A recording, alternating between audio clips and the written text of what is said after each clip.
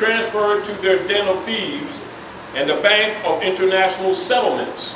Congress may take back the constitutional power over the monetary gold of the people of the United States, will, like the sons of the people, be buried in a foreign field. Mr. Chairman, if you, as one of the parties in power, are thinking of remaking the world so that the old America we knew and loved is to be no more, if you are one of those who is countenancing the placing of this country under the British Crown and the pooling of all American resources, which are with those of England and Soviet Russia, and if you are one of those whom the title of nobility appears to be more desirable than plain citizenship in the republic founded by George Washington, I trust that you will someday descend from the speaker's chair and let us know the reasons for your preference. And if, on the other hand, you are not one of those words depict, I trust that you will come down to the floor and tell us how constitutional government is to be maintained in this country if the plurocratic managers of the Democratic Party continue their efforts to destroy it. You, if any, should be able to give the people of the United States an answer to this question. And under this administration, the result of the American Revolution has been reversed.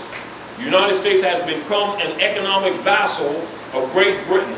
The once proud Republic of the United States, with its great Charter of Human Freedoms, the Declaration of Independence, and its written Constitution, which had kept it free and independent for over 140 years, and its flag, first made by the hands of Betsy Ross in Philadelphia, and its national anthem, born within each earshot of the British guns that shelled Fort McHenry, all these, like the American dollar, were brought down from their high estate. Oh, say can you see by the dawn's early light what so proudly we hailed at the twilight's last gleaming? Mr. Chairman, we know very well that you cannot see that the flag there as it used to be. Others started very cautiously to pull it down. But it was Franklin Delano Roosevelt in his unlawful and unconstitutional assumption of dictatorial powers who finally lowered it and tore it from its standard. Now that the gold bill is explained and the reader knows why he turned in his gold and what became of it, what about the soldier's bonus we used to hear so much about? Have our congressmen forgotten the boys that made the world safe for democracy, or was it safe for money changers? We as a nation are plagued by law to pay them their bonus or compensation certificates in 1945, and they surely need it now if they ever will. Will the reader please remember that President Lincoln issued $60 million in full legal tender, greenbacks, and paid his soldiers? Would the reader like to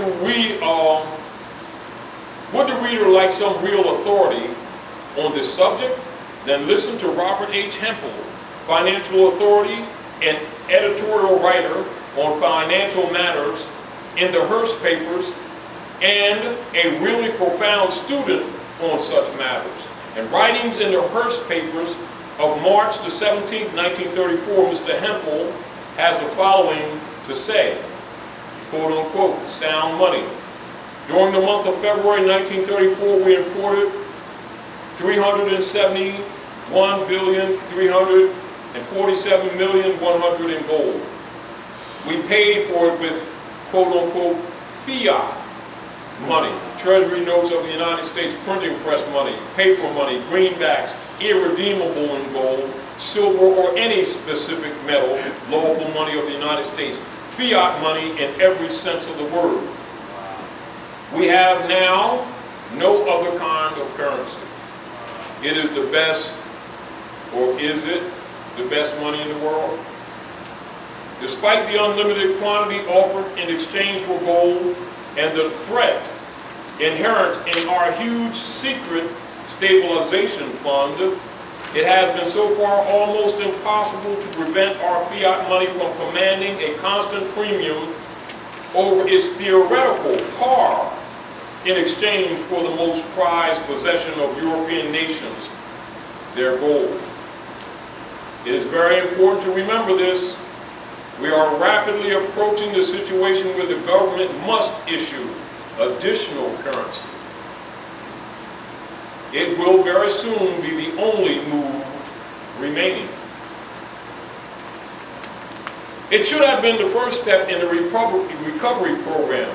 Immediately upon a revival of demand that the government increase the supply of currency, we shall again be subject to a barrage of skillfully designed and cunningly calculated propaganda by means of which a small group of international bankers have been able for 2 centuries to frighten the people of the civilized world and would against issuing their own good money in sufficient quantities to carry on their necessary commerce.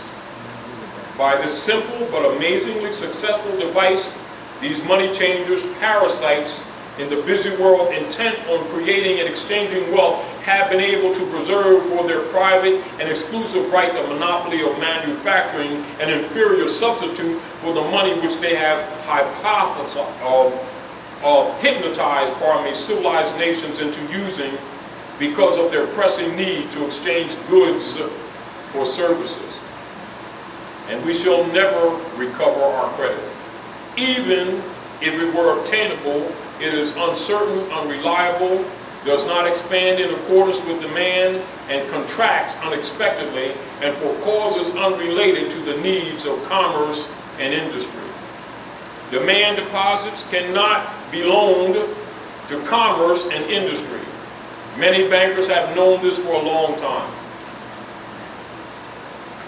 It required this depression and the complete freezing of the whole banking system to teach the rest, but with very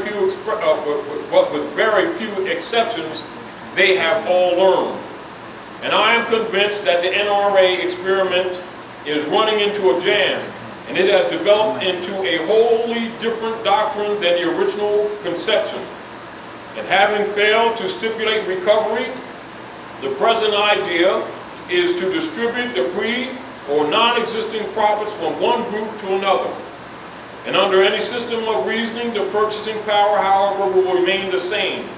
And instead of providing for expansion, which means the creation and exchange of more wealth, its underlying philosophy is the creation and exchange of less wealth.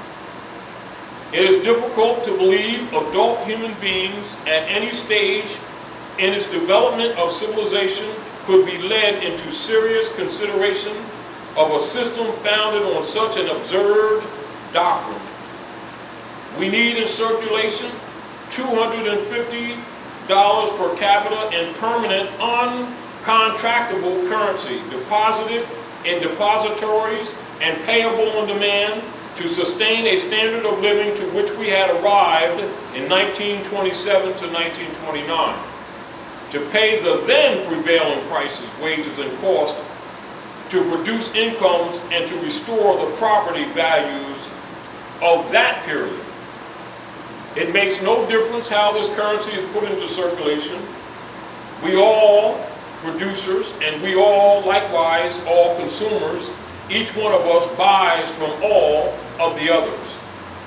If 1,000 million of new currency is thrown into circulation, anywhere in the system, it becomes almost immediately distributed throughout the nation. It increases the transaction of the nation, an average of 36,000 million per year, and because we all buy the same things in the same order of preference, our business increases in the normal manner. First, the necessities of life, next, the necessary luxuries, and lastly, capital goods. And we are all so anxious to produce and trade our products, our goods and our services with our neighbors that we will accept almost any kind of money which we have a fair chance of off-passing on for other things that we want. And in our present situation, the issue of additional currency is the only way out. Is there any good reason that the Congress cannot or should not do this now? Or pass a bill to remonetize silver Is there any reason why that should not be done either? Yes, dear reader, there is.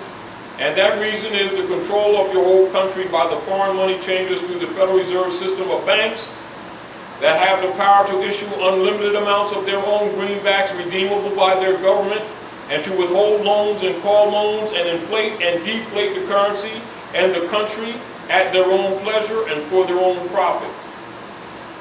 How long, O God, will the American people stand for such a condition, when all they need is a safe, sane, reasonable plan for economic security and, quote-unquote, united action to put into operation? And after this country was forced into bankruptcy, financial slavery, war was declared on the American people. And this country has been destroyed from within, first by taking over the finances, and then by taking over and possessing the United States government. And the presidency was taken over when President Franklin Delano Roosevelt was elected. And through him, the banks were able to declare war on the American people and to enslave them through the social programs that were enacted by Congress. And Congress went along to get along. And the majority of these men were lawyers, and they sold out the American people. And because voting is a privilege and not a right, and proves your membership in the metaverse, had the legal right, but not the moral right, to enact legislation that made every American that voted for that Congress an alien enemy, which is a legal term which simply means that you have been declared an enemy of the United States and the bankers because the citizens of 1933 voted on the government officials that took this action, and because the association, they were responsible. However, according to the law, of the children of these American alien enemies have the right to remain alien enemies, or could elect to no longer be an alien enemy. To remain an alien enemy means to continue receiving benefits given by the government. To see what these benefits are, we read A Country Defeated in Victory, Part 1. To discontinue being an alien enemy means to stop taking the government's benefits. Now, will this rejection of the benefits stop the government from forcing you to be a slave? This is doubtful, because the men that created the conditions of your slavery still wish you to be a slave. And their purpose is to establish a one-world government. And these men, those who replace them, are still in power and control every aspect of your life. And they will not give up a slave just because the slave no longer wishes to be a slave. So what is the purpose of resisting your enslavement?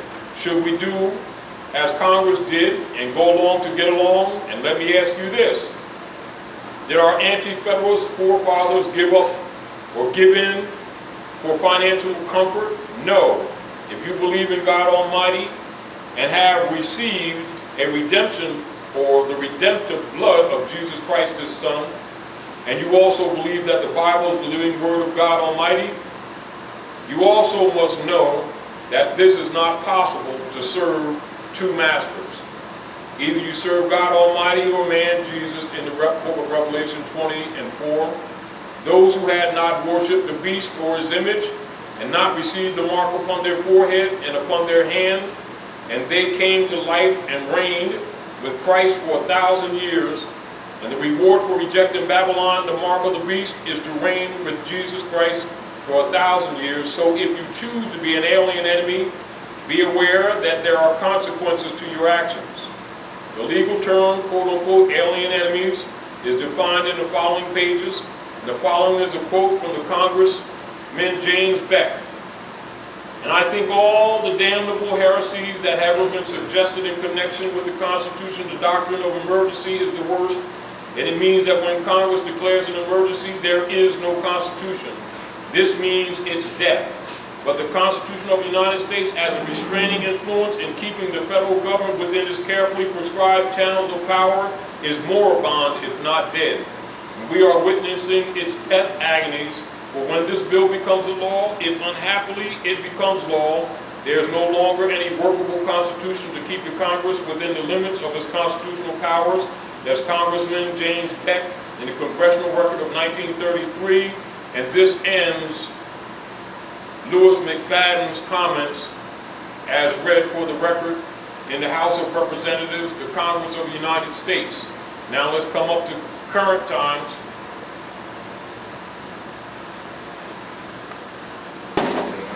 Make sure you're taking notes. Now, I'm giving this to you in this sequence. I'm giving you to, and make sure everybody got a copy of that, please. Yeah. Same thing? Yes, they're all same thing. Make sure everybody has a copy. Now, I'm going to read Tropicon's speech. Just stand nearby because I'm going to call you in a minute. I got you. I'm coming back. Okay. Yeah, I just want to just tell them. Yeah, no, I want you to get another, because it's going to be it's important because it's one of the issues that come up. Yeah, it is. I'm going to read Tropicon's speech. Now, as you know, we read the Secret Treaty of Verona, and we read one of Louis McFadden's speeches on the House of Representatives, and that was of 1934, and he was referencing what Franklin Delano Roosevelt did in 1933. All right? And now we're going to read Tropicon's speech in 1993 in reference to the same matters. Are we clear? Yes. Now remember what we read in the Secret Treaty of Verona, and the reason I'm taking the time to read more complete information because I'm recognizing that a lot of people didn't follow up with homework. But you need to know why certain statements are made. But this is also to give you a more solid informational background as to the nature of the Moorish Divine and National Movement and its real cause of the redemption of your birthright. Because as many subject matters that we're talking about is essentially your estate, which is what they're creating all these T-bonds on and selling around the world. So as I'm reading this hypothecation issues, what a lot of the Asiatics don't know is that it's directly tied to you, and it is the foundation of what you've been calling all these years by virtue of your Negro leader preacher guides, racism, prejudice, and all your lynchings and everything else has actually been a genocide initiative under the Secret Treaty of Verona to both rob your estate and then eliminate the true heir or creditor, the true creditor. While others are claiming to be the creditors and the sovereigns, those who have made the claim are not. This is why Noble Drali set up the old Canaanite temple to bring the knowledge of your ancient forefathers back to you so that you can claim your estate. If you don't speak up, it is declared that you have abandoned your birthright. While you did not intentionally, the silence is tacit acquiescence. That's what they're using to claim that you have consented. And it's also what they're using to claim that you have abandoned your estate, all of which you have not. And the hypothecation instruments, the marriage certificate, the birth certificate, and the driver's license, is their claim that they're using to rob you and to triangulate the war machine against you from an abstract, then physical perspective. Constituting the hypothecation of your birthright, those three main instruments, not limited to them, but those are the three main instruments that are used to hypothecate both your estate, your body, your heirship. And so when you look at these instruments, understand how they're really used. But let's go on so that you can come from another angle to regain your lost estate on the physical plane, yet understanding it from a spiritual perspective and understanding that they're always dealing with both sides of the coin. Do you understand? Yeah. The abstract and the concrete at all times. And so the best way, not necessarily the best way, but a way to convince people who don't understand this stuff is to give you their own words so that you can stop being naive and think that they don't understand this. And that you can stop being naive and think that you got to convince them of who you are. And so that you can stop being naive and think that you need to convince them about you being a holder in due course of anything, because the whole reason why you're in this condition is because the secret treaty of Verona has been enforced on you for a couple hundred years that you've been calling racism and slavery. Your language has been wrong because you don't understand what's going on. The reason I'm being a little bit more thorough with this, even though it gets boring, is because you need to know what's coming from the mouths of the high priest who've been governing you as government, so that you can understand why Noble Dralies did what he did. Why at the heart of the Divine National Movement he says, help me in my mission to bring my people back into the constitutional fold of government, enforcing our Constitution of the United States of North America. That document is a divine-oriented document built on divine law and nature's God.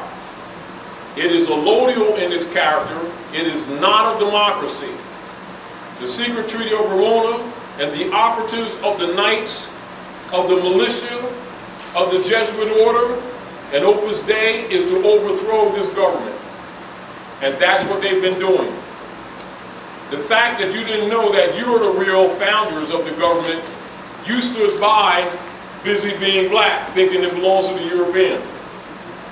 And then thinking that you were some Negro civil rights people that might be granted some Negro citizenship under the 14th Amendment, which misclassified you but also made you non-descendable.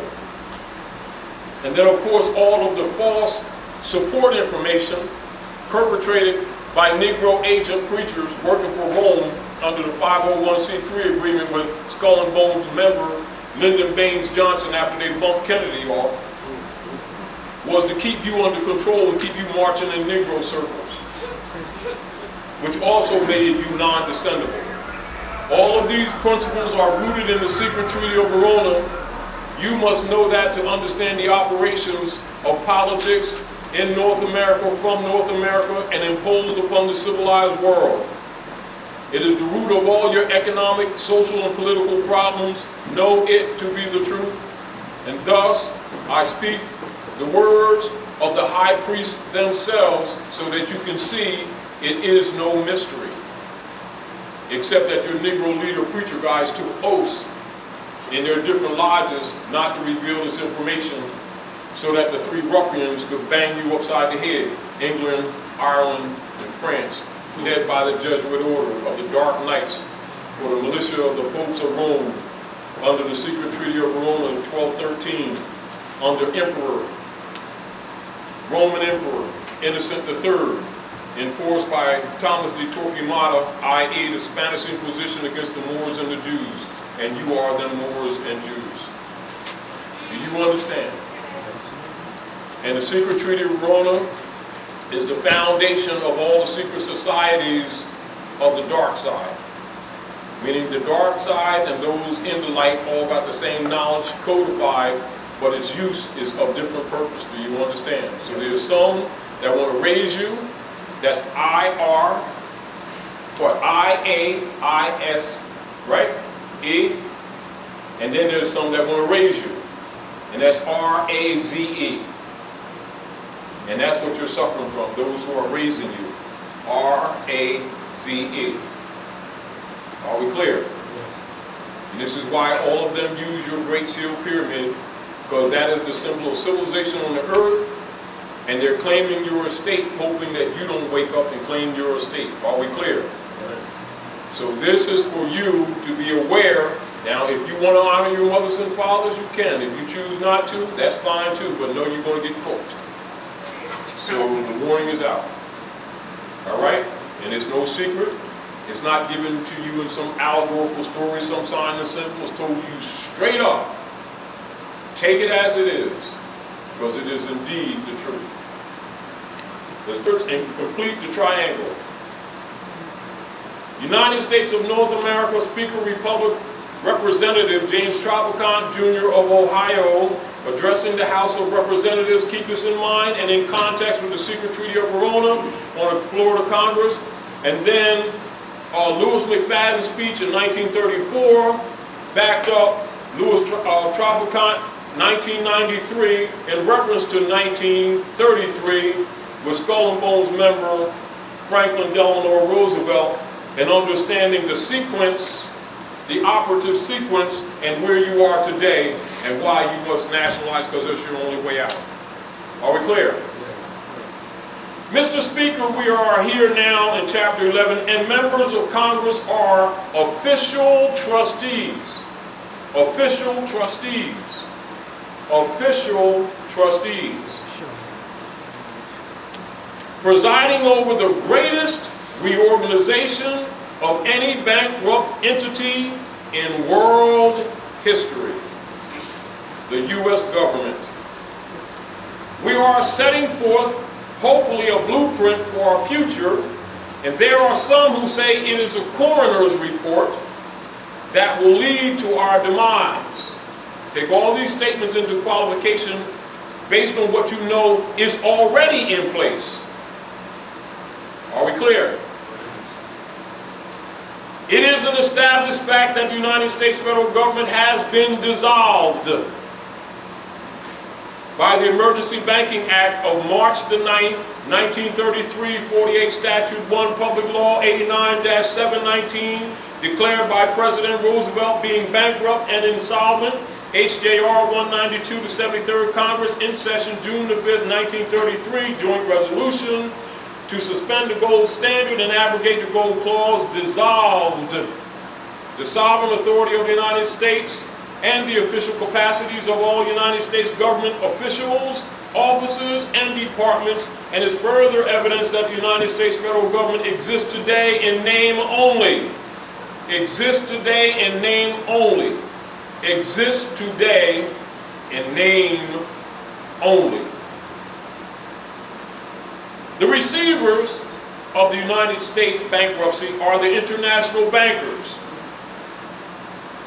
via the United Nations, the World Bank, and the International Monetary Fund, and all United States offices, officials, and departments are now operating within a de facto status in name only under emergency war powers with the constitutional Republican form of government now dissolved. See the Treaty of Verona taking place? See it in operation? The receivers of the bankruptcy have adopted a new form of government for the United States, and this new form of government is known as a democracy. See where that came in? Before 1933, it did not exist. You see the activities of the Treaty of Verona? So how many people don't know when politicians are saying our democracy, they just reveal to you that they're knights for the popes of Rome to steal your birthright. See how important it is to know language? See how important it is to know history? See how easy it is to cast spells from the dark side of the priesthood and put the entire world to sleep? Now you understand what the Bible says? They deceived the whole world. Now you understand when it talked about these people not being able to buy or to sell without the mark or the number of the beast.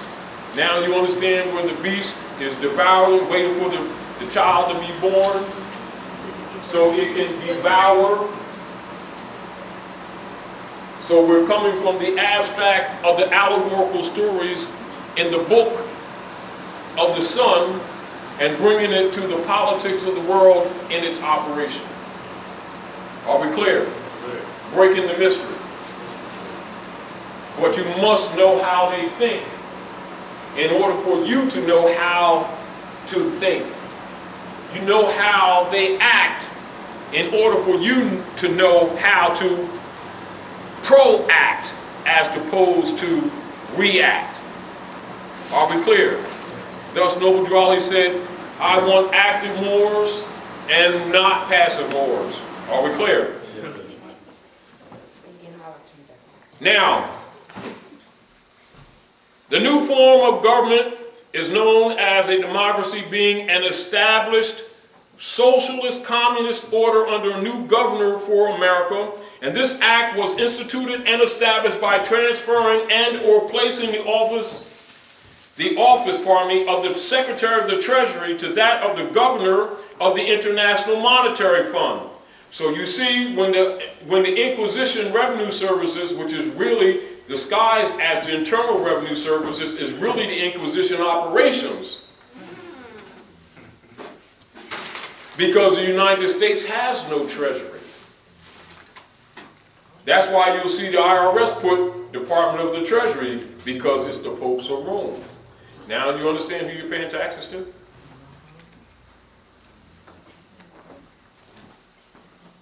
Are we clear? And that's one of the world's best kept secrets. But it's out, ain't it? Yeah. Did you have to take an oath of death? No. Know you the truth, and the truth will set you free.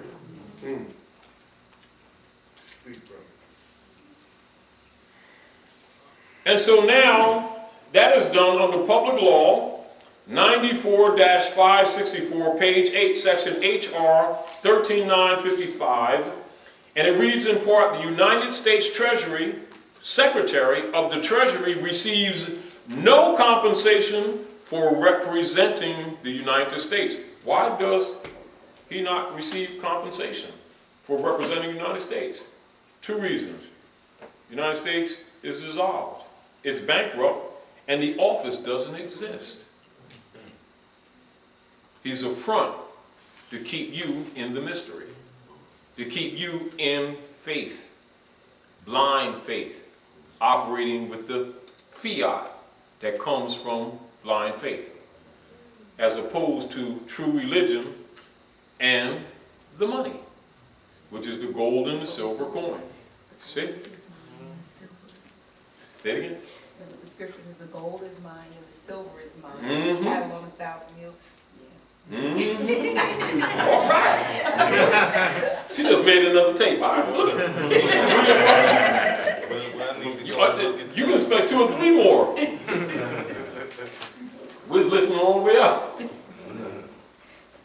Now, also, after I read this, I'm going to have Sister Rosamariah, and I like to pick on her, so I call Rosamariah VPaperPublications.com, because she's so expansive that she's become the walking news for the nation, and highly appreciated. So when I call that, that's my little picking on her thing. That's in kind jest, though. But she has a very strong dispensation of information to share with you. So when she comes up and speaks, please take notes, please pay close attention to what she's saying, because it's going to be in the direction of some remedies to some degree. And then we're going to have interchange, all right? Yes. All right. Now, I'm not going to read all of Traficante's speech. I'm going to go into another part to show you the hypothecation. Then I'm going to bring up Rosamariah VPaperPublications.com, who has had much rest. Because it is good, and we need the spirit of the mother to really, bring this egg together. Anyway, the Federal Reserve Act stipulated, and keep in mind when we're talking the Federal Reserve Act now, we're going back to Skull and Bones member Woodrow Wilson, 1913, who met with the representatives of the Jesuits, of the militia of the Jesuit Order of the Dark Knights, along with the European bankers of England, to carry out the Treaty of Verona in 1913 off Jekyll Island, off the state Georgia. Keep in mind, this counters Noble Drawley setting up the old Canaanite temple, 1913. All these are correlatives. All right?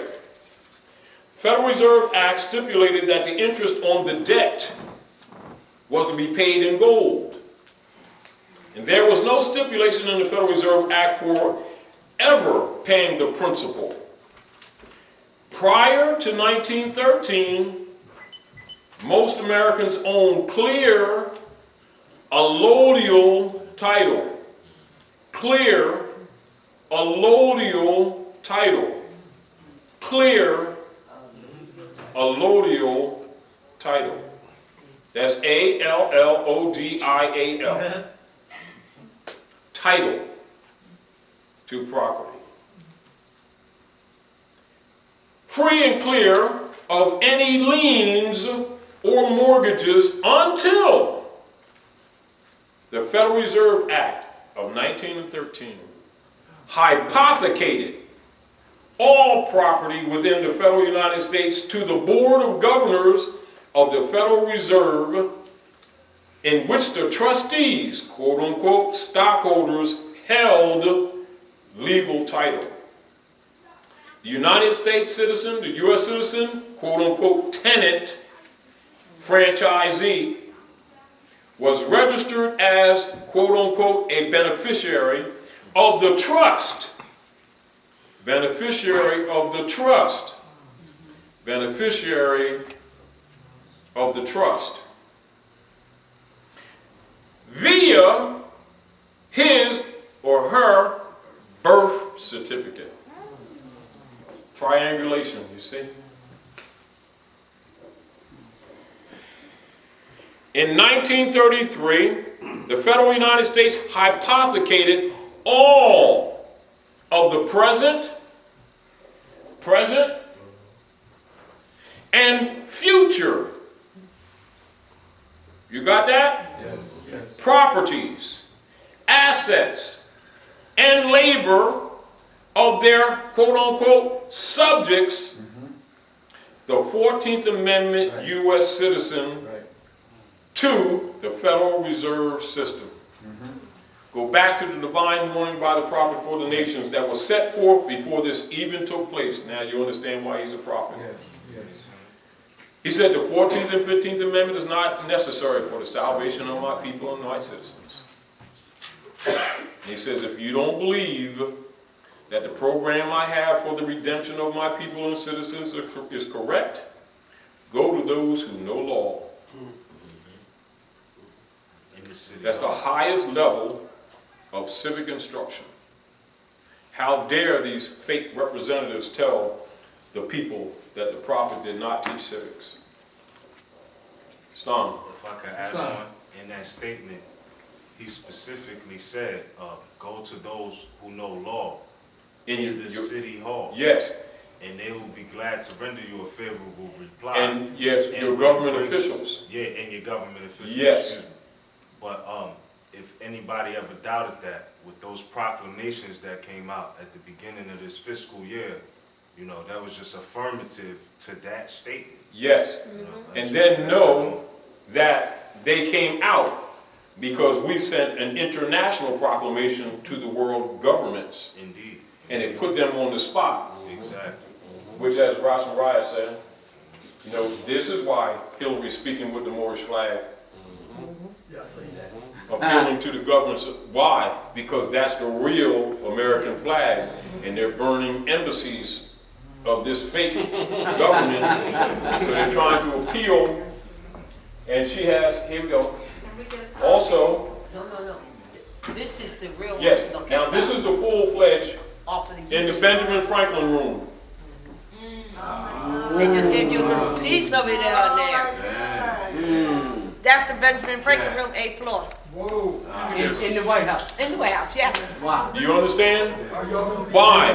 Because they are the surety holders of the estate of the Moorish Empire, because you were at the Maghrib al-Aqsa, Morocco, the most extreme west, the North Gate, and they've been the keepers of the North Gate. And now they're being exposed because the heirs of the estate, the true creditors and donors, are standing up, and you're speaking up. And so when they speak to the rest of the world, they got to look like they're not maintaining human trafficking. Are we clear? Also, this is another country that we're trying to still trace its origin, where they got Noble Drawley's picture standing up. That's Noble Drawley's picture up there. And we got to figure out what country this is. But anyway, it says, every knee shall bow and every tongue will confess that unto us a prophet was born. We haven't found out what nation this is. but they're acknowledging Noble Drew Ali off these shores. Also, this is the brothers, etc., from the south gate of the north gate. Mexicans, it says, If you if you think I'm illegal because I'm a Mexican, learn the true history because I'm in my homeland. All right? There was another one that was Yes. earlier that said, on cover time, I believe it was North, South, Yes, can Central you America. come up here too? Oh, I don't understand. Brothers and It said sisters, North, Where's South, the mic? Central America. reverse, because I want you to Where's the take mic? it to the camera. Brothers and sisters, yes, give her Oh, super the duper mic. mic. Oh, that mic. Yeah, now give Oh, her I mic. got you. Oh, I Now, got you. don't start singing right now. Anyway, You know, don't like- You know we're supposed to sing. Oh, we are? When I gather and just, Oh, we the are? whole nation won't even know. They don't know you sing, they don't know I sing. all right. You said we was gonna do that one day. All right. Anyway, first of all, I got nothing else to do. a lot of the work, hold on just a minute, bro. A lot of work that's done around the country and a lot of the awakening for the people has been because she has stood up many sleepless nights with the help of her son, Michael. Yes. Also, I'm talking about him next week. Anyway, and I want to acknowledge appreciation for the work, for the sacrifice, etc. Stand up just for a minute, Michael. A lot of times, yes, a lot of times when you hear people running their mouth, you don't recognize who's really behind the scenes making a lot of stuff work. So I want to give her a hand of honor, give him a hand of honor. All right, in the house of Ram, hit it, sis. Yeah, well, actually, Talk you with got the all field. yours in there. No, you Yes. can take them all, because I can Yeah. always print them all. No, the brother asked me, well, we're gonna be giving those away. Those are color prints on glossies, but you can go straight to YouTube, and all of those pictures, I will have uploaded on the site. As a matter of fact, You'll be able to pull them down. yeah, you'll be able to pull them down and print them out yourself. In the video, too. On the video, when she was speaking, when Hillary Clinton was speaking, she mentioned it's a 60-minute video, go to YouTube and just type in Hillary Clinton on Morocco and choose the one that's 16 minutes because it starts from the beginning. And the reason I'm telling you that from the beginning, there's a majestic scene as they have the camera way back here in the room. And then as she comes in the room to sit down, and when they have it way back, you see all the flags. And then as the camera's coming in closer, you've seen it? It's very majestic. It's like, wow. And you look at the 3 Moroccan, the flags and the 3 star-spangled banners. And you realize, as Taj said, that you can't talk international stuff without a national flag. And the rest of the world knows that the star-spangled banner is not a flag at all. And it's certainly not a national flag. It's a trading banner. It's a trading banner. So how's she gonna come and talk to the international discussion without having a flag of the people? The flag of the people is the Moroccan flag, as has been stated for a long time by Taj. And what did the Prophet Noble Drew Ali do? He came and said, take the flag out. But what did they do? Everybody says the Star-Spangled Banner is the flag. It's not. It's what they said it was, and they made the song, the Star-Spangled Banner. Anyway. They've been usurping you. But we've waking up now. And so know this. Yes. It's only because we Moors are waking up that all of this, we rise, they fall. Because the only reason they even survive is on our ignorance. So they survive off of our ignorance. They live off our They virtue. live off our virtue and our ignorance. To live off virtue and ignorance at the same time is real special, isn't it? And so it's time that, so now, and even with this picture of this flag, it's time for everyone to confess their own and worship, I call it worship, work their ship, right? Under their own vine and fig tree, for real. All of these things come into play, and they come as a revelation. And that's one other thing. When you're reading Prophet Noble Drew Ali's work, because I was one of those, remember times I used to say, well, where are we getting this stuff at that he said? Where's the book that he said this? Because they're always quoting all this stuff. The reality is I always had the books of his work. It's in all the literature. It's just that it's spiritual. It's divine and national movement. So what happens is those things that you've already read doesn't come as a revelation to you until it's time for it to become a revelation to you. Then all of a sudden you find yourself repeating the things that he said that you really already read. But it only comes unveils to you at the time. The thing I wanted to share though, and you can help me out with this. Yes. Taj, when we first came here, Taj put up and started talking about the mortgage, because the mortgage, Yes. the whole mortgage thing flipped over and fell bottom, and everyone was saying it was fraud, and a lot of people still didn't understand really what was it that was going on. Whereas Taj really succinctly, and it's on the site, has the reconveyance letter, you know, you've all read it. It's real. Very, very, you testify. Very, very real. Testify. You know what that means? It means grab your testicles. Women don't testify, only men do. That's why you never get a woman to admit it, right? That's what it means, really. It's in the Bible. It says, gird up your groin. Gird up your Let's loins. testify. Yeah, your groin. Yours, right? I say groin. Anyway, all of that is very real. What it is I'm going to put it in this term, and then you'll be able to take it to the other place, because today was a serious revelation. I've been going to, and for my son, and I'm sure he's going to share his part there, I've been going to court with my sister for a while now in reference to this foreclosure attempt they had on her, as they have had on you and many people that you know, or yourself sitting here. We all know that's what's going down, because they hypothesized all the mortgages, and they put, now here's what else they did, and a lot of you may know this, they took insurance policies out because they knew that you couldn't afford the mortgage, that it was going to, right, the predatory loans, etc., etc. They are really greedy folk.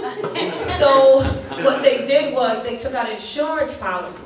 The reason why they're so hot on you now, but you gotta stand on that square and know what you know and do what you do, is because they can't win. Nobody really wins, right? Unless it forecloses. So guess what? If we make sure we do what we do and stop the foreclosing, they're falling by the wayside for real, because this is the move that they made. So they're going to try to act like and come to you and act like they're the authority, as they have always done and got away with from before, right, sis? You know, but you know your mother, right? Okay. All right. So you have to realize that we're the law and they're not. They're this public service. So now they're coming to you as their mortgage company. Now, how does this happen? An insurance company, and you got to pay this, and you didn't pay that. Okay, it's like this. You have a right to acquire property. It's in the Constitution. Right? Now, you already have it, really. It's hard to explain. So let's say you claim a property, the land, and whatever building is on the land is what the land is described as. It's already yours. So now, you have a right to do that, right? Now what they do is, they do the same thing, but they have a network of their boys. They're like, okay, well, you know, sign here, and you gotta pay insurance. Oh, you gotta get a title search over here. Oh, and you gotta have this other fire insurance, and you know, you gotta have this flood insurance, and oh, you know, you gotta do this, and you gotta do that, and all this stuff that you have to do, which is them looking out for their boys. That's all that is. So now everybody's got their hands in it. The whole flop is that they never, then they would sell it to you. So say I got an agreement with you of some property, you know, that you sold me or something. But then you go and you sell it to him. But it's mine. Because it's mine. You didn't pay for it. You don't own it, I do. So now you got to show, how did you give me, which is my property, the right for me to give it to him? To make any assignment. Which y'all want to make. How did you get the right to make an assignment? Where is that process? That's what the fall is. Now, there was a European woman who went on the Rachel Maddow show and told all of America to stay in their house. Y'all recall. Sit there, be a squatter, so she's called it, until somebody shows you the right papers. And you all seen the 60-minute thing. I want you to know, as you may know, that is very real. You got to know what it's about. So with my sister, they have attempted to foreclose. But then, like everyone else, they put in a modification thing. Everybody got involved with the modification. The modification was that sure enough you're gonna lose your house because you just signed it over to somebody. Then they went from there knowing that you were gonna leave your house. Well, look, I tell you what, I'll give you $2,000 to move. You know, depending on how big your house was, I'll give you $3,000 to move. Yep. All they wanted you to do is get out of the house Right. one way or another, so they could just go in there and do this thing again. Right. Because their thing was is they had to make sure it was foreclosed on. When you walked out of the house, there's no such thing as foreclosing law. If you went down to the state records, it does not say. Even if you're sitting here and you got so-called foreclosed on, go check the records. It doesn't say that.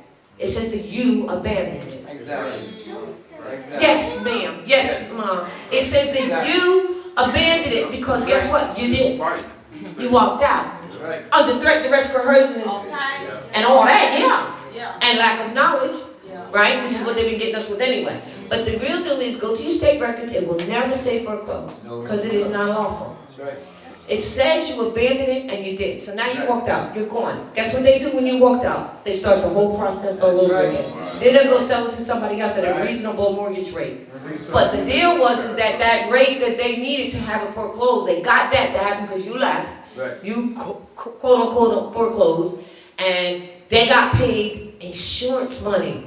They bet that you would be foreclosed. They set it up. Now, all of this is unlawful, right? Right. If you understand the process, if you studied it, if you study the case laws that say so, it's this simple. This is how it simply works, and then you do your own study. As I started to say here, and then I'll answer your question. If it's my property, and when I sold it to you or whatever, and you're going to sell it to him, but it's not, it's still mine. Right. You got to show where I gave you the permission to give it to him. Exactly. That the title went from me to you, from you to him. This is what they failed to do. It's called assignment. Now here's the other click. They have to show that you had personal knowledge of this occurring, that one bank from the bank had personal knowledge, and check this out, it's like this. We want to know that you had that personal knowledge conversation, and that it was certified, and then we want to certify the certified, that it really did happen. Because that's the only way it could be. Right. There has to be permission to do this. They don't have the title. Now, we all in this room know why they don't have the title. Because the only title to the land is the L's, the B's, the D's, the Al's, and the Ali's. Right. No one of them, even if you did finish paying them, sis, you would never have gotten the title. Right. Let me tell you why. They don't possess it. You do. You feel me? You'd have never gotten the title. And that's what's recognized even now, even when you go to court, if people are going to court, that you're not going to get the title when they finish. You know why? Because they don't show where they ever had it themselves. Right. Then it all comes back to who are the true land, who are the title, who is the holder, who is truly the ones who own or have the ability to assign anything to anybody. It's none of them, and they know it, so they ran the scam in the game, and that's what they did to your estate.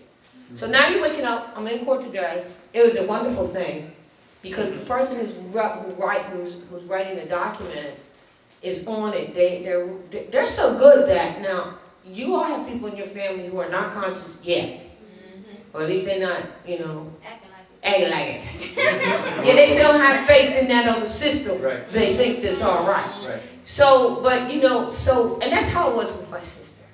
But all of us, and Taj has always said it, you will move when you're in pain.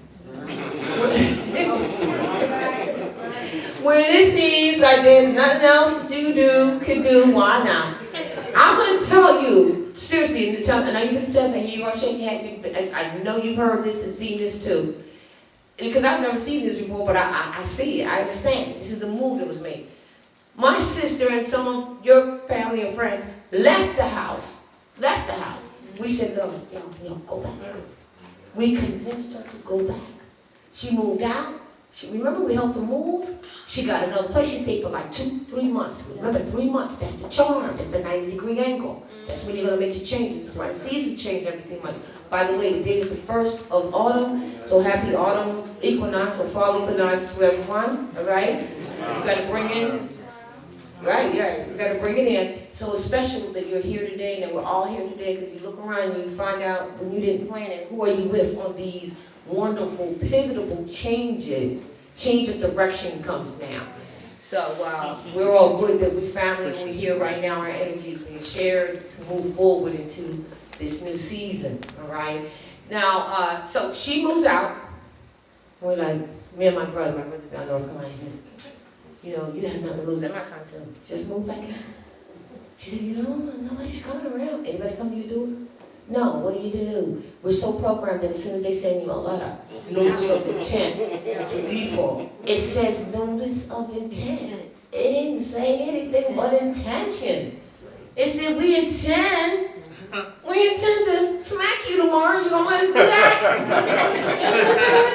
Nah. They're telling you their intent. In law, its intent is everything.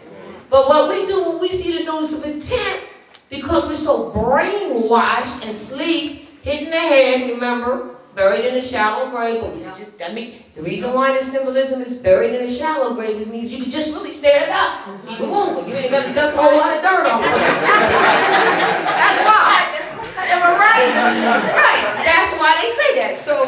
So we're thinking that it's something that it isn't, because our people, we all perish for a lack of knowledge. So you think, notice of intent, first thing you want to do is move. That's why they say, okay, tell you what, I'll give you $2,000, help you move. You feeling it? Good, just go, get to going. It's easier for us this way, because we're going to get paid for the insurance as soon as you get out. Right. Now, if we got to foreclose to get you out, whatever, that takes a little longer, but we're going to do this. But it really was, you did abandon it. So that's what happened. So we got her to go back. That's amazing. You don't do that for your family who you love, right? Because you know what it's like to move somebody. She never even really moved completely out. Her house was so big, she had so much great stuff in it. Big dining room sets and stuff. You know, she didn't even get it out all yet. She wasn't really finished, but nobody was knocking on her door telling her to leave anyway. And we were trying to tell her don't leave, but we didn't really tell her don't. It was more like go back. Because at first she wasn't even sure, right? Because she thought you were on some belief stuff that had nothing to do with reality. That's the other thing. That's the real truth. That's the real deal. Because she was funding the church. Oh. Yup. Oh yeah.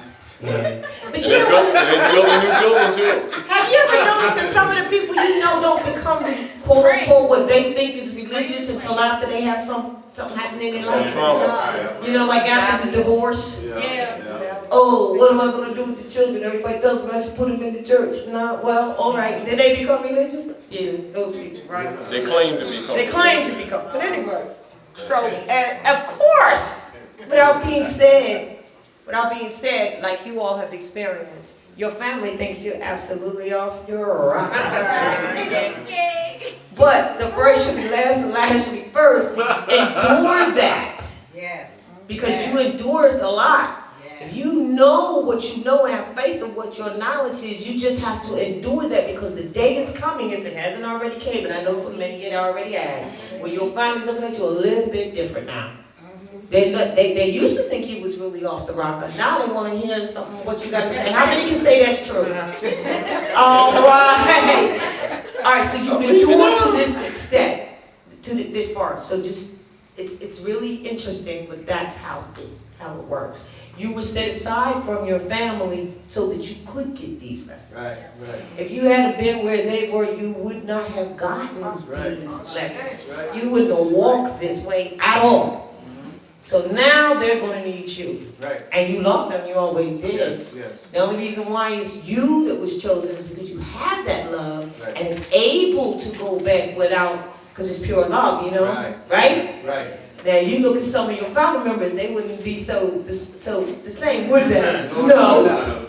So you were chosen, because many are called, you were chosen because you choose yourself. All right? So now, back to what happened. So that's the general idea. So we're in the court today, and the way that the brother wrote the writs, even her not knowing ever being in the court, that's why I'm so proud of her. She never been in the court. She was just like, oh, you gotta follow the law. She don't know what the law is. But you know, those brothers and sisters that you know. Even with that, the magistrate came out he laid on a silver platter the 3 reasons that this needs to be dismissed. He just handed it out there.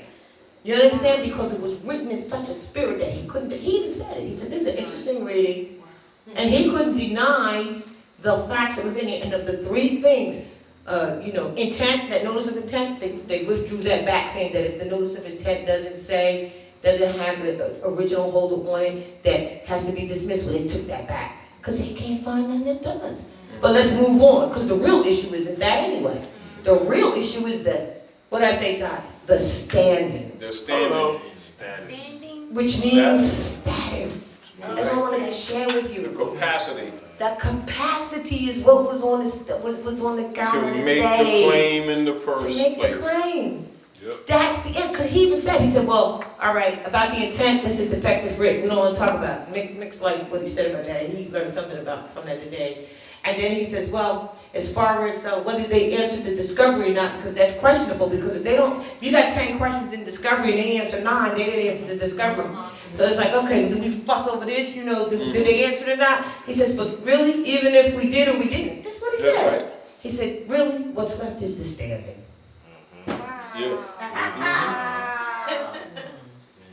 What's left is the standing. The He status. ran it down to them.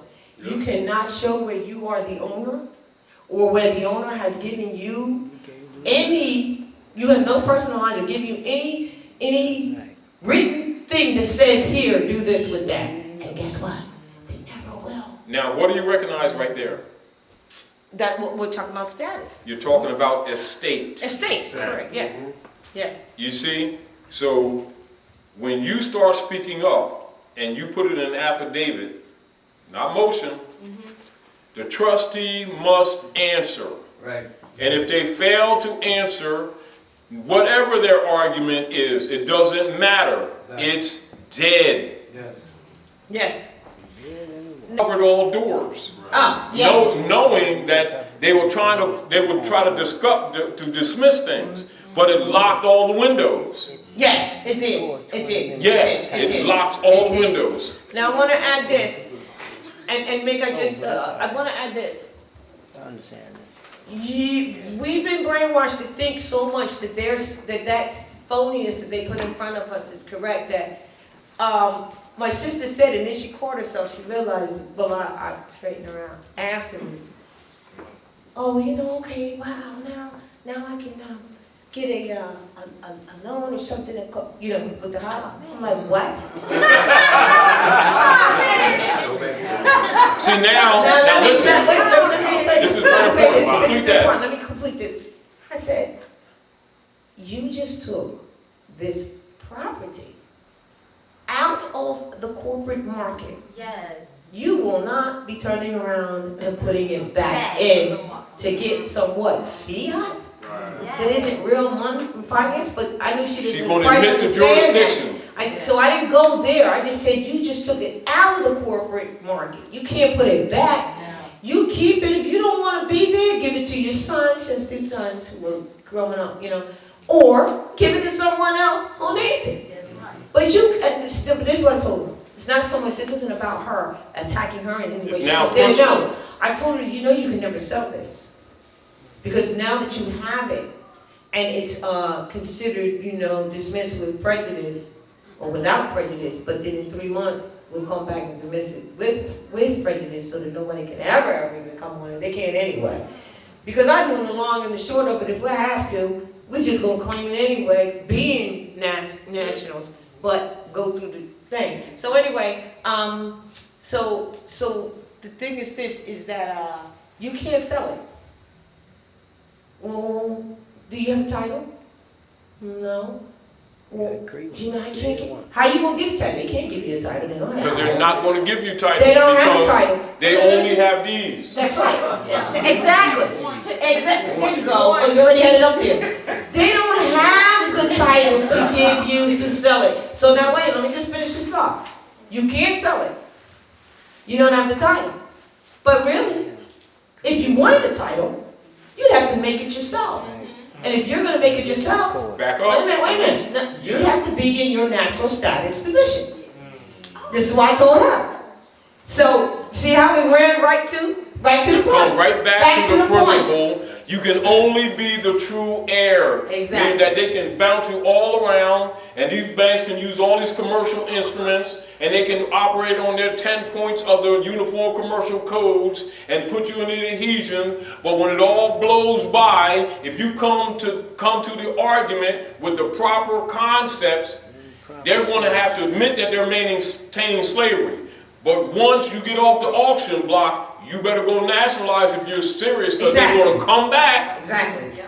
Exactly. Now, and let me add this, because I want my son to answer. So I said, so you would have to have in your natural status. But here's the deal. Remember who we are. This is our state. This is our inheritance. We don't need to make a title to nothing at all, because if you make a will, it is considered you sold something. Do not make a will to give to your children. Inheritance means it's inherited, posterity. It's inherited. You claim the land and whatever's on it, the property, the home, or whatever. You acquire it, you claim it, you possess it. That means you go live in it or whatever, you possess it. And then it goes down like that. So it's an inheritance. It cannot have. And you can't sell it. You don't put a commercial title on, because birthright cannot be placed on a commercial venue, because as soon as you put it on a commercial venue, you're putting it up for sale. Exactly. Whether it's at the moment or later, yes, it is not unalienable. Things alienable that can be sold or transferred to another. This is why it's important for people to really understand birthright. Now, and not get tricked. That's right, because believe me, it's right there before us. Miss, would you like to just share with the person? Oh yeah, check it out. One other last thing. Yeah, this is good. You gotta share this, and I'm done. The people who were in the lawyer's office, supposedly lawyers, because they're not lawyers, because lawyer means lawman, means layman, means common man, means you're the only lawyer. They are attorneys. They are at law. So yes, you are a lawyer, because it's a layman. That's why the definition of a civilian says one who is what? Skilled in the law. Read it. So that's you and I. But they were on the phone. They never even came into the courtroom.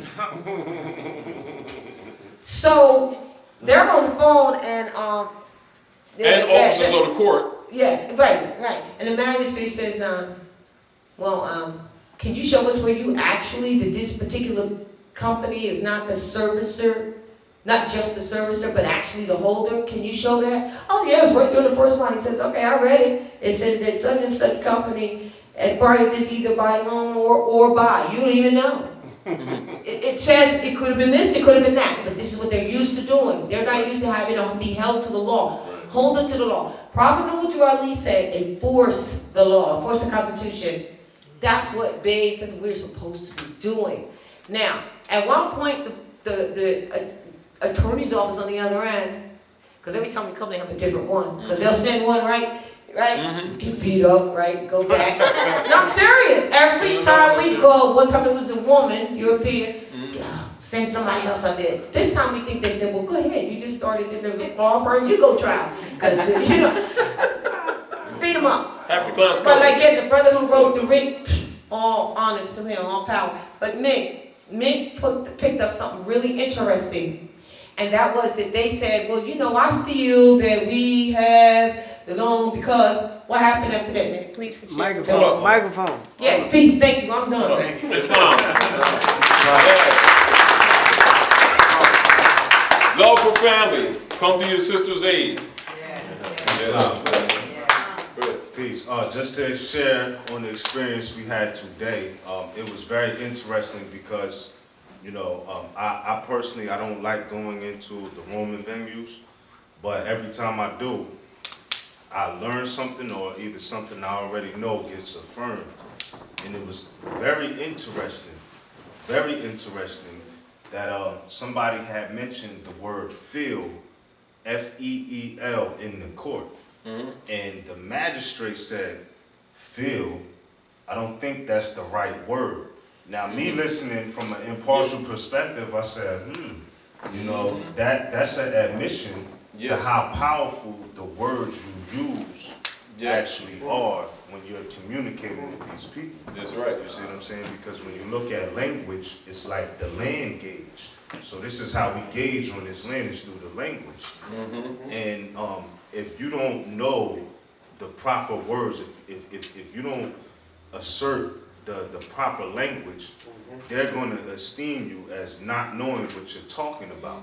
In other words, you must navigate with the compass and the square in the linguistic art of symboliography that certainly they are using. Indeed, indeed. So basically, it boils back down to knowing what all these little glyphs conjuncted mean, what they express when you say them, because whatever language you look at, as you were saying earlier, the English language is a hybrid language of Latin, Hebrew, and all types of languages. It's just everything. For international trade. Right. It is. But it was highly interesting to me just to get that affirmation that, the magistrate clearly said, I don't think that's the right word. He could have said, I don't think you know what you're talking about, or, what you said doesn't have any weight or whatever. But for him to say, I don't think that's the right word, is just another affirmation of, the language that you use really holds all the weight whenever, not just in the courtroom, but anywhere you're at. In your bridge, it has to reflect the right Because language. he was telling him it's not about what you feel. He's asking him a direct question. Right. Yes. And those beliefs are out the door. Yeah, the beliefs were out the door. Yeah, indeed. And another thing, now she didn't go in there making the estate argument fully, but it's her learning experience, because she doesn't even really know how to affirm or assert an objection yet. You see what I'm saying? So it's a learning experience for her. But it was just pretty interesting that, the magistrate, he said, well, if it was me, I would at least want to know, who's this person who's claiming they hold the bill. He said it was my home. That's Right. what he said. Holder in due course, the true holder in due Well, course. let's say this, the brother who wrote the writ, right, who Yeah. studied it, he said he wrote it with the law, but with consciousness, which means he's applying to the mind of man. So, and he said that afterwards, because man is mine, because the magistrate in fact said, well, if it were my home, I would at least want to know who it was that owned it. You see? And that's because the spirit of his writ wrote to the mind. Right, and some of the case laws in there, the actual magistrate had ruled on. So it's not, he couldn't put his foot. Because you paint him in the corner. He couldn't go against his own. Because what's he going to do? Contradict stare decisis? Exactly. Could you say that in the mic, please? What? What Come you over here and just say it said? to the mic. What did I say? Hey, what state were you About in? the What state were person you in? who wrote Well, the writ. as She's a in the national- spin right now. What's he say? person all right, who wrote let me the say- writ. no, What's I the said the person who wrote the writ wrote it with the person who wrote the writ wrote it with the spirit of appealing to the consciousness, which means to the mind. And as my son said, because man is mind, and this is Not why. that I said it. That's That's what it chapter is.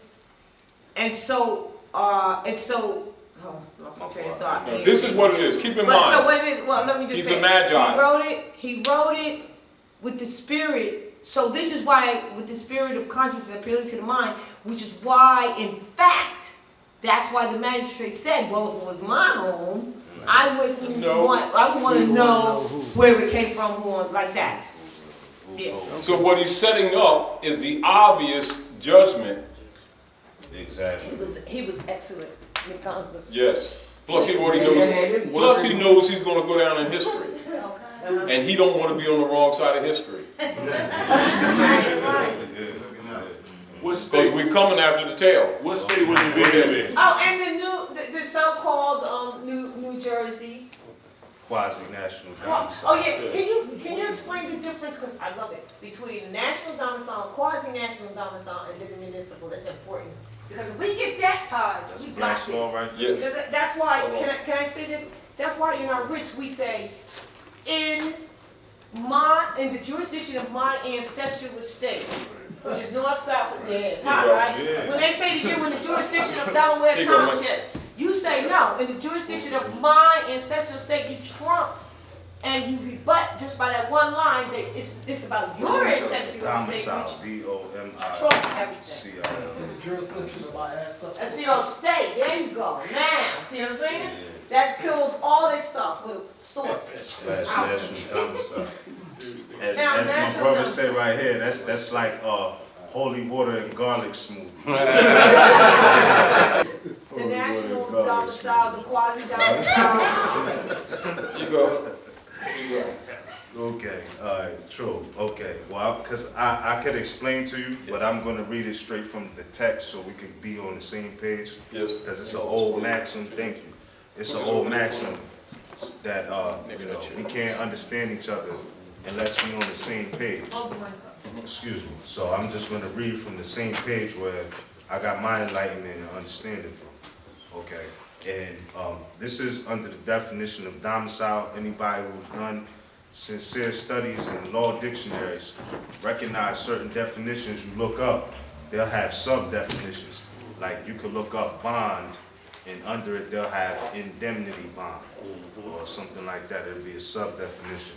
So looking at domicile, it's a bunch of different domiciles, de facto domicile, but three important ones that stood out and caught my attention was municipal domicile, national domicile, and quasi-national domicile. And I was building with the Yes. brother Taj on this briefly the other day Yes, about how important the domicile laws are. yes. All right, so I'm just going to read these three definitions, and if we could all walk away with some sort of understanding, that's great. Okay, so now municipal domicile is one which has distinguished from national domicile, meaning that's a contrast right there, meaning it's diversity of domicile right there, okay? So municipal domicile, one which has distinguished from national domicile and quasi-national domicile. See, those titles infer has reference to residence in a county, township, or municipality. That's Hayward versus Hayward, 65 Indiana. Okay, so when you're talking about, you know, you stay in, let's say Dover or Delaware County or Dover Township, whatever it may be, that's referencing a municipal domicile. And understand that's another reason why they ask you where you live. Yeah. As soon as you say that, you've just created a jurisdiction. Exactly. All right, because you can only live in your body. We say All right. municipal domicile, quasi. Quasi-national domicile and national domicile. And this is on page 573 of the 4th edition Black's Law Dictionary. Okay, and then national domicile says, the domicile of a person considered as being within the territory of a particular nation and not with reference to a particular locality or subdivision of a nation. See nationality? So that would be exactly. See nationality? So, you know, that would be referencing, you know, North America, Northwest Amexem, Northwest Africa. Okay, those are appellations for a national domicile. And terra means earth. Exactly. Now, you understand the heading, when I told you to use the full heading? Terrestrial. Yes. Celestial, terrestrial. Yes, and as we talked earlier, when I said that's just for simple correspondence, but in serious matters, use the complete heading. All right, continue. All right. And then we have quasi-national domicile, and emphasis on the word quasi. And it's funny because it's to the point where they're bold now in the municipal venues. They'll tell you straight up, this is a quasi-criminal court. You know what I mean? Which means colorable. Exactly. Like we was there one time and he said that straight up.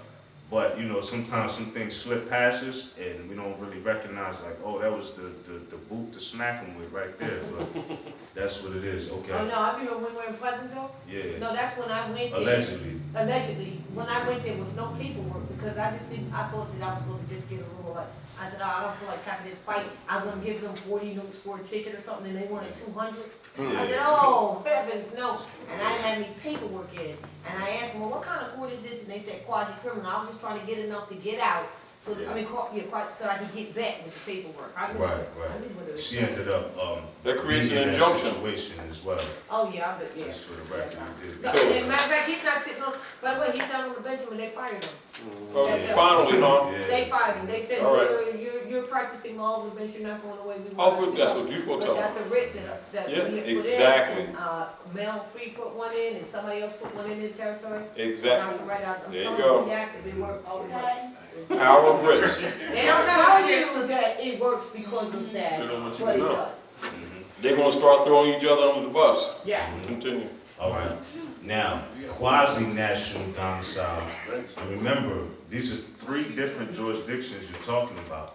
So you got municipal domicile, which is referencing the county, a township, or municipality, which is basically a subordinate jurisdiction of a quasi-national domicile. All right, so quasi-national domicile is one involving residents in a state, quote unquote. And that's Hayward versus Hayward as well.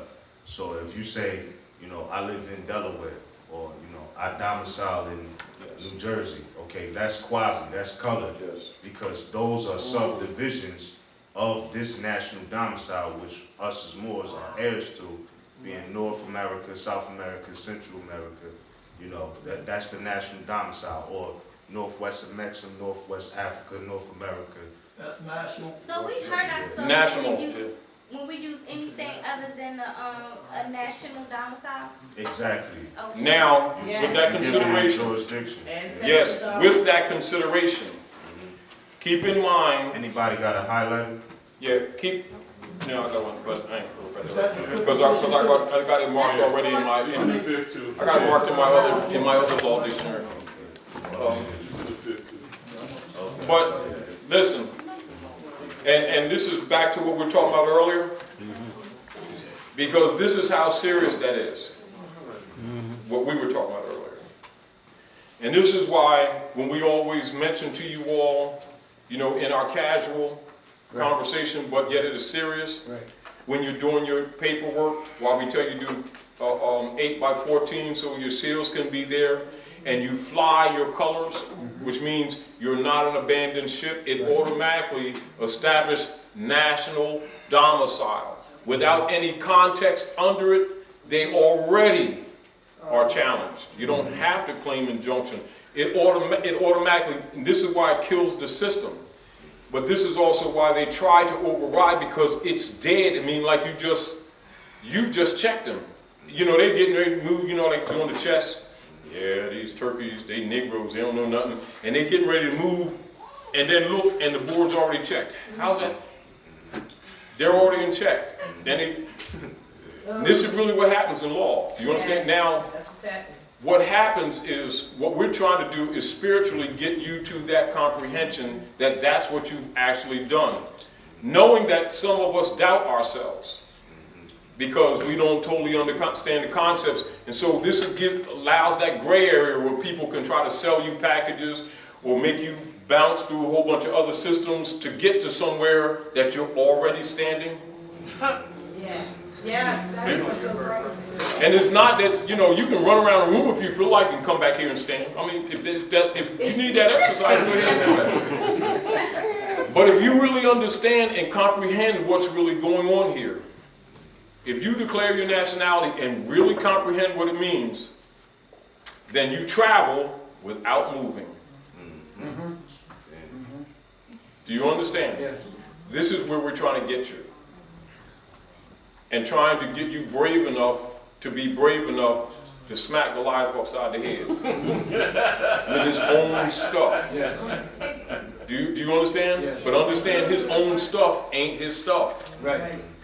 It's yours. Exactly. Because the same light that was given to them to bring them out of the medieval period into the modern age, which is that mathematics, that geometry, that compass and the square, the 7 liberal arts, astrology, astronomy, cosmogony, mathematics, trigonometry, etc., is mother and son knowledge, masonry, which is your knowledge.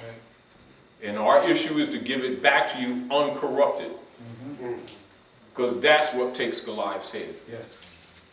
And you take that sword from over the head of the Sphinx, and then come on the handle side.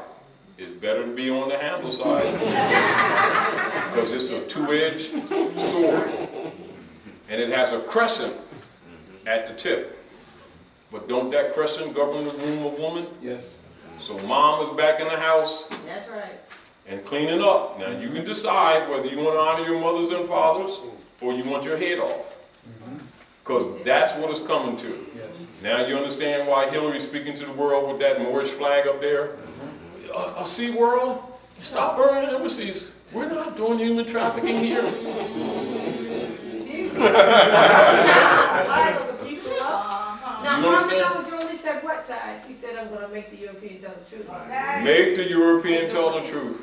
And they're doing But let's look at this. Because it's getting late, so we're going to have to start closing out. Yes, yes. But listen. As you're developing in this consciousness, and it's only because we're exercising, we're purging. Translation, you're being baptized. You must understand that this work was supposed to be done 80 years ago. So when you look at the conflict that's going on, it may distract you a little bit, but don't be deceived. Understand the fundamentals and free your mind. Because until you free your mind, forget about your property. Do you understand? Because the people are destroyed by the day for a lack of knowledge, not a lack of salat, not a lack of prayer, not a lack of faith, and not a lack of tithing. A lack of knowledge. And so we know that we can't undo in a few sessions what Rome has had a chance to do for generations. However, we can kick them in the shins, even though they got legs of iron. But when you kick them in the shins, make sure you're only kicking them in the shins so that your foot can slide down to the clay feet. Because when you step on the clay feet, they kind of crack, and the weight of the iron pulverizes the foundation. Right. So that monster ain't so bad after all, is it? That's right. Do you understand? Yes. And the feet represent foundation. The foundation is weak, but everybody's looking at the big front. Do you understand? This is why Dawood was able to go into the stream and pick up 5 smooth stones, but he only needed one. The 5 principles, and struck him in the pineal gland. And then Goliath fell, and he took Goliath's own sword. That's right. Can you Cut say his something head about off. Samson, does that Yes. correlate? Yes. Is that David? Because that's all it really means, is conquering the lower self. Right. Because it's allegorical. It's Kabbalistic. But it must be comprehended or told from the beginning so that the people don't go to sleep. If they're not told the truth from the beginning, setting the proper foundation, they will come under the spell of Rome. Because the book does 2 things. It makes you speculative or operative. Do you understand? You'll be operative if you understand its Kabbalistic base. Speculative if you fall for the priesthood version. Do you understand? Which is why you're here. Which means, yes, you can use a lot of tools if that's what you feel like. You know? You can use a compass and a square if you want to build this building, and you can use a compass and a square if you want to build this building. But you better learn to navigate and remove the mystery.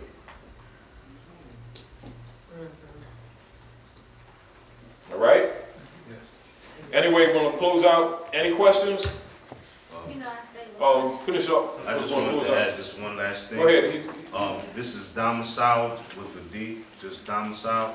Thank you. It says established in a given domicile belonging to a given state or jurisdiction by right of domicile. And so therefore, if you're going to start the talking rights, if you're going to start talking property, anything, now you also understand why we emphasize with the Moors how you receive mail, why you don't abbreviate Right. why you put care of Right. before the location, which you call the address, and you never say my address, Right. you never say my license, you never say my marriage certificate, you never say my birth certificate, because when you word it wrong, you have just sanctioned them, which is why they teach connotative linguistics in our community.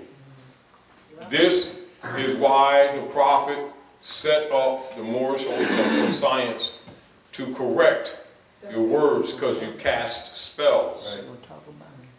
And you better learn how to spell, because if you don't, they're spelling on you. And it's the very people you've trusted. Do you understand? This is why in all the rituals that they do in the secret societies, first they have your boys beat you up. Your friends. The whole point to warn you. But that's not necessary anymore, because this is the age of Aquarius and the light has come. It is your duty to come into the light and honor your mothers and fathers, that your days may be longer upon the earth land which the Lord thy God has given thee. Peace. Peace. That's a ride we Listen, take. we just forgot, we gotta close out, but we forgot this. Yeah, they got Everybody, but read it anyway. did everyone get one of these? Oh, all right. I didn't get one. All right, I'll get you one. I'll give you one. It's Listen, on. I'm not gonna read the whole thing, but check it out. United States Senate, can I see your glasses, Will, please? Yeah. All right.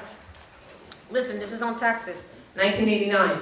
United States Senate. You already really read it. It's from, check it out. It is addressed to a Mr. Fred M. Ortiz, tax consultant. And it says, Dear Mr. Ortiz, on behalf of Senator Anoyi, I am writing in further response to your inquiry regarding the precise provisions of the Internal Revenue Code, IRS, that render an individual liable for income taxes. Based on the research performed by the Congressional Research Service, there is no provision which specifically and unequivocally requires an individual to pay income taxes. All right. Now, who are you? Remember, this the Which same one are you? Congress. This is the Senate. Are you? You understand? Right, and then it goes on into Article 1, Section 8, telling you what and who does the Congress. It says, Section 8, Article 1, Section 8 of the U.S. Constitution accords the Congress the power to lay and collect taxes. Is the IRS the Congress? No. Is the store up the street the Congress? No. All right. Taxes were never meant for the natural people. Sales taxes They're are for for corporations. corporations. Only. My son, where did he go? He effectuates that by saying so. He says, oh, no, we pay sales taxes, that's for corporations. And a lot of the people, and they'll give the finance back, especially in like smaller shops, a lot of them are what we call foreigners that come here. Believe me, they're not paying those taxes. You're a fool to pay their taxes. They are not paying them. What you have to say is, taxes are for corporations. We are the natural people. They're not meant for us. Guarantee you, they're not going to make no big deal out of it because they're not paying them anyway. They don't want you to call the IRS on them, which is only, the IRS is only a tax accounting firm or agency for hire. Anybody could hire them. So this is what it is. So this is in 1989. All of this is already up on the site, matter of fact, on what's new. And then there's a 17-page document what he gave me, and the first 4 pages or so is nothing, consistent nothing but case laws saying why and how you don't have to pay taxes based on all you see it it's already existing. All right. So and then one last thing, you also have to know what income tax is. And when you're working every day, that's labor wages, it's not income taxes. And that's you confused agreed about that they were taxes. income taxes because you signed the thing and called them such. They're like, okay, you say they're income, you say your labor wages are income taxes. But they do that and they ask you to mark down what you spend. What you spending, this, gas, babysitting, food, this. Why? Because they're seeing you as the corporation. And when they're finished with you saying how much you spent on all the things, the babysitting, the travel, the this and the thus, then they look, okay, what's left? All right, we're going to tax that then. Because they see you as the corporation. They don't see you as a corporation. Well, they misclassified you deliberately as a corporation under the 14th Amendment. Right, which is a codicil to establish a new type of, no, not government, a new type of citizen, which is for Artificial citizen, artificial people. that's when they closed the Freedmen's Bureau and created the Negro through the 14th Amendment so they could bureaucratize slavery. Islam, good brother. Peace, that's it. Islam. W-2 form falls under Title V. Taxes on Title V start at $5 million. Yes, So your taxes are being misfiled yes. to make you owe money. Now, we're going to close out, but understand the relationship. Yes. I need to get that, Todd. Record your words. I need to get what you, Did you have a question, brother? Islam, Islam, when you have to pay attention for me. Islam and peace, and I said Islam from the bottom of my heart because Islam means peace, and some people think Islam means Arabic and so forth and so on. But I'm happy to see you here, and brothers and sisters, because you always broaden my horizon. I stand in the jurisdiction of Morocco, where they teach us, you have these Afrocentric movements, got Yes. our people thinking that we came from Africa and trying to teach about the ancestors, but they blocking people from getting their birthright. They taught us we came over on a ship, but the ship is a courtroom. that's exactly right. They handcuff you like That's this, when you they- pay, that's when you arrive. and so forth and so on. So, Tolerate. in the Moorish Science Temple, Islam simply means peace. So when you talk and say Islam did this, so forth and so on, that's negative. So I'm still learning my degrees of Islam by being introduced to Taj and Sister Raj, so forth and so on. But I've been on this level of time, this undiscovered country with no born child returns for years and stuff, but I never self-actualized because it's a lifetime of preparation, Islam. Islam. I said long master. That's it. That's right. Islam. Now, so I'm going to read the foundation upon which the lecture is built. We'll have a couple more questions and close out because I know Sister Nyla is tired doing 5 jobs in her one. But sister, look good day, ain't she? Open it up. Did they steal your shoes yet? Check your foundation. Make sure you just ain't got socks on. Them kicks is tight, ain't they? Anyway, chapter 12 of the book of Revelation. And there appeared a great wonder in the heaven, a woman clothed with the sun, and the moon under her feet, and upon her head a crown of 7 stars. And she, being with child, travailing in birth, and pained to be delivered. And there appeared another wonder in heaven, and behold, a great red dragon, having 7 heads and 10 horns, and 7 crowns upon his head, and his tail drew the 3rd part of the stars of heaven, and did cast them to the earth. And the dragon stood before the woman, which was ready to be delivered,